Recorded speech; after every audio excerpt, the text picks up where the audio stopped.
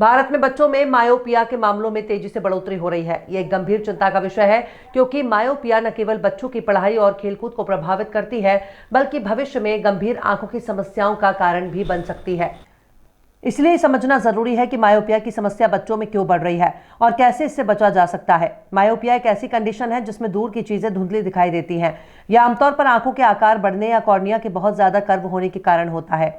इसके कारण आंखें ठीक से फोकस नहीं कर पाती और दूर की चीजें धुंधली दिखाई देती हैं। इसके लक्षणों में धुंधला दिखाई देना, आंखों में दर्द, सिर दर्द और आंखों में जलन शामिल है। बच्चों में मायोपिया क्यों बढ़ रहा है? ज्यादा screen time, smartphone, tablet, computer और टीवी के ज्यादा इस्तेमाल से आंखों पर दबाव बढ़ता है, जिससे मायोपिया होने का खतरा बढ़ जाता है। आउटडोर एक्टिविटीज में कमी, बच्चों का ज्यादातर समय घर के अंदर बिताना और बाहरी खेलों में कम भाग लेना भी मायोपिया का एक कारण है। अगर माता पिता में से किसी एक को मायोपिया है तो बच्चों में भी होने की संभावना बढ़ जाती है। समय के साथ कंपटीशन भी तेजी से बढ़ रहा है, जिसके कारण बच्चों पर पढ़ाई का ज्यादा दबाव रहता है। इस वजह से वे समय ज्यादा किताबें या स्मार्टफोन पर पढ़ते हुए बिताते हैं, जिसमें आंखों पर तनाव बढ़ता है। मायोपिया से कैसे बचें?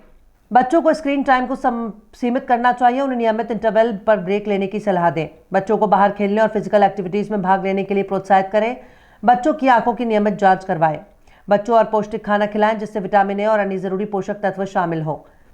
बच्चों को नेचुरल लाइट में समय बिताने की सलाह दें। बच्चों को आंखों की एक्सरसाइज करना सिखाएं, इससे उनकी आंखों के मांसपेशियों का तनाव कम होगा। अगर बच्चे को मायोपिया हो जाए तो डॉक्टर से जांच करवाकर चश्मा बनवाएं और इसका इस्तेमाल करने को कहें, नहीं तो चश्मे का नंबर बढ़ सकता है।